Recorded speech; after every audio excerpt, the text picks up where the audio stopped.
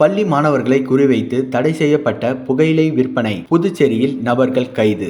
புதுச்சேரியில் பள்ளி கல்லூரி மாணவர்கள் மற்றும் தொழிலாளர்களை குறிவைத்து தடை செய்யப்பட்ட புகையிலை பொருட்களை விற்பனை செய்து வந்த நபர்களை போலீசார் அதிரடியாக கைது செய்தனர். அவர்களிடமிருந்து சுமார் 1.5 லட்சம் மதிப்பிலான பொருட்களை பறிமுதல் செய்தனர். முதுநிலை காவல் கண்காணிப்பாளர் கலைவாணன் உத்தரவின் பேரில் வடக்கு பிரிவு காவல் கண்காணிப்பாளர் வம்சிதர் ரெட்டி மேற்பார்வையில் போலீசார் தீவிர கண்காணிப்பில் ஈடுபட்டனர். திருப்பூர் குமரன் வீதியில் உள்ள குடோனில் சந்தேகத்தின் பேரில் ஒருவரை பிடித்து விசாரித்தனர். விசாரணையில் கொசப்பாக்கத்தை சேர்ந்த மாரிமுத்து என்பது தெரியவந்தது. அரசு தடை செய்யப்பட்ட புகையிலை பொருட்களை மாணவர்கள் மற்றும் தொழிலாளர்களுக்கு அதிக லாபத்திற்காக விற்பனை செய்து வந்ததை ஒப்புக்கொண்டார். அவரது குடோனில் நடத்தப்பட்ட சோதனையில் பல்வேறு வகையான புகையிலை பொருட்கள் பறிமுதல் செய்யப்பட்டன. இதன் மொத்த மதிப்பு சுமார் 1.5 லட்சம் என கணக்கிடப்பட்டுள்ளது. இந்த சம்பவம் தொடர்பாக வழக்கு பதிவு செய்யப்பட்டு COTPA சட்டம் மற்றும் சிறார் நீதி சட்டத்தின் கீழ் நடவடிக்கை எடுக்கப்பட்டுள்ளது. குற்றவாளிகளை விரைந்து கைது செய்த போலீசாரை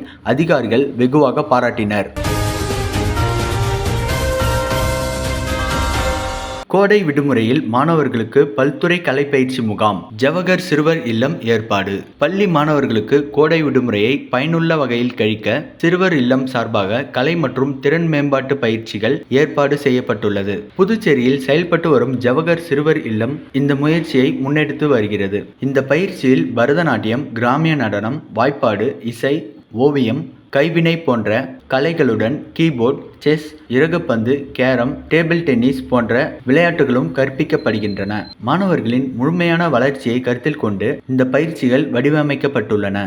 6 முதல் 16 வயது வரை உள்ள மாணவர்கள் இந்த பயிற்சியில் கலந்து கொள்ளலாம். காலை 9 மணி முதல் பிற்பகல் 12 மணி வரை நடைபெறும் இந்த பயிற்சி முகாம் மே மாதம் 2ஆம் தேதி முதல் 31ஆம் தேதி வரை நடைபெற உள்ளது. புதுச்சேரி லாஸ்பேட்டை பகுதியில் உள்ள ஜவஹர் இல்லம், ரங்கசாமி நாயக்கர் அரசு பள்ளி, வில்லியனூர் அரசு பள்ளி, கதிர்காமம் அரசு பள்ளி, திருவண்டார்கோவில் பெண்கள் பள்ளி உள்ளிட்ட பல்வேறு மையங்களில் பயிற்சிகள் நடைபெற உள்ளது.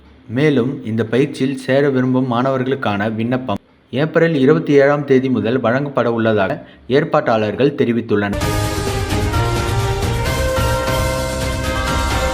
புதுச்சேரி காமராஜர் நகர் சாலையில் நிறுத்தி வைக்கப்பட்டிருந்த டாடா ஏசி வாகனத்தை திருடிச் சென்ற விழுப்புரத்தை சேர்ந்த பிரபல திருடனை CCTV காட்சி மூலமாக அடையாளம் கண்டு போலீசார் அவரை கைது செய்து சிறையில் அடைத்தனர். புதுச்சேரி கருவடிக்குப்பம் பகுதியை சேர்ந்தவர் பாலு. இவர் தனது சொந்த டாடா ஏசி வாகனத்தை வைத்து லோடு ஏற்றி செல்லும் பணி செய்து வருகிறார்.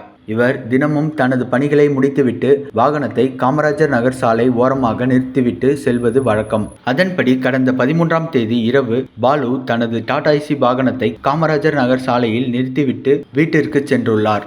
பின்னர் மறுநாள் காலை தனது வாகனத்தை பணிக்கு எடுத்து செல்ல வந்த போது நிறுத்தி வைக்கப்பட்டிருந்த இடத்தில் தனது வாகனம் மாயமானதை கண்டு அதிர்ச்சி அடைந்தார். தொடர்ந்து இது குறித்து உருளையான்பேட்டை காவல் நிலையத்தில் பாலு புகார் அளித்தார். அதன் பேரில் வழக்கு பதிவு செய்த போலீசார் அப்பகுதியில் பொருத்தப்பட்டிருந்த CCTV காட்சிகளை ஆய்வு செய்தனர்.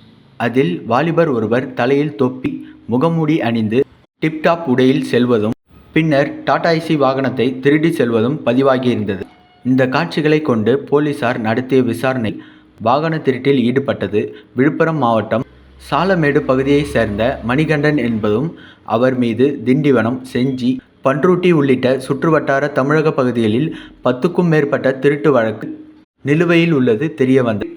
இதனைத் தொடர்ந்து கடலூரில் இருந்து அவரை கைது செய்த போலீஸ் அவரிடம் நடத்திய விசாரணையில் பேருந்தில் புதுச்சேரிக்கு வந்து மது அருந்திவிட்டு டாடா ஏசி வாகனத்தை திருடிச் சென்றதாக தெரிவித்துள்ளார்.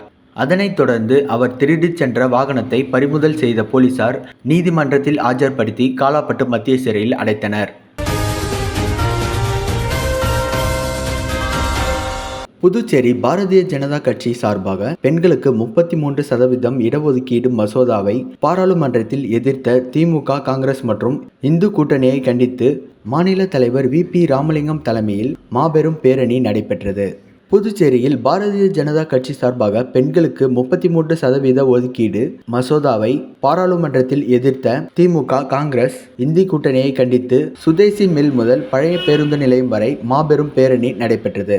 இந்த பேரணிக்கு மாநில தலைவர் VP ராமலிங்கம் அவர்கள் தலைமை தாங்கினார். உள்துறை அமைச்சர் நமச்சிவாயம் மற்றும் சட்டப்பேரவைத் தலைவர் ஏம்பலம் செல்வம் ஆகியோர் சிறப்பு அழைப்பாளர்களாக கலந்து கொண்டனர். மாநில மகளிர் அணி தலைவி தாமரை செல்வி, மகளிர் அணி பொதுச் செயலாளர் ஜெயந்தி, மாநில துணைத் தலைவி ஜெயலட்சுமி மற்றும் ஆடலரசன் ஆகியோர் முன்னிலை வகித்தனர். மேலும் மாநில பொதுச் செயலாளர் மோகன்குமார், லட்சுமி நாராயணன், சட்டமன்ற உறுப்பினர் செல்வம், தீப்பாய்ந்தான், முன்னாள் சட்டமன்ற உறுப்பினர் அசோக் பாபு, தங்க விக்ரமன், மாநில துணைத் தலைவர் பாஸ்கர், அம்மாவாசை, பழனி, மாநில பொருளாளர் ராஜகணபதி ஆகியோர் கலந்து கொண்டனர்.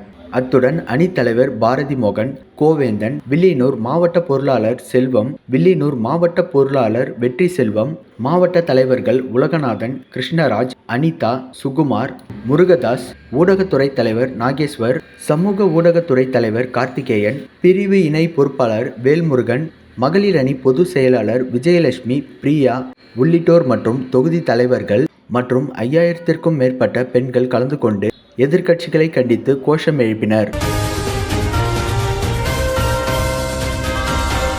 வில்லியனூரில் பிரசித்தி பெற்ற தூய லூர்து அன்னை ஆலயத்தில் உண்டியலை உடைத்து பணத்தை திருடிச் சென்ற திருடனுக்கு வில்லியனூர் போலீசார் வலைவீச்சு.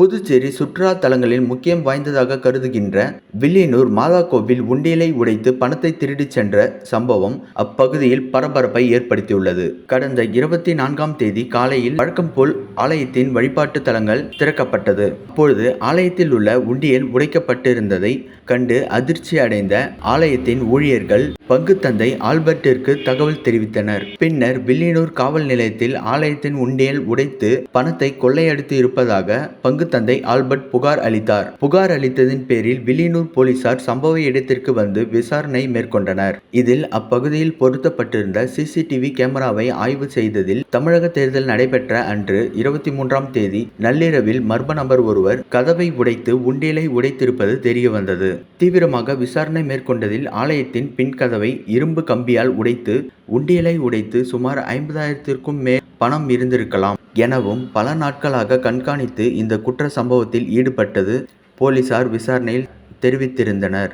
மேலும் திருடனை பிடிக்கும் முயற்சியில் வில்லியனூர் போலீசார் மற்றும் குற்றப்பிரிவு காவலர்கள் தீவிர விசாரணையில் ஈடுபட்டு வருகின்றனர். எப்பொழுதும் ஆட்கள் நடமாட்டம் இருக்கின்ற அந்த மாதா கோவில் அருகே இதுபோன்ற திருட்டு சம்பவம் நடந்தது அப்பகுதி பொதுமக்களிடையே பெரும் அச்சத்தையும் பரபரப்பையும் ஏற்படுத்தியுள்ளது.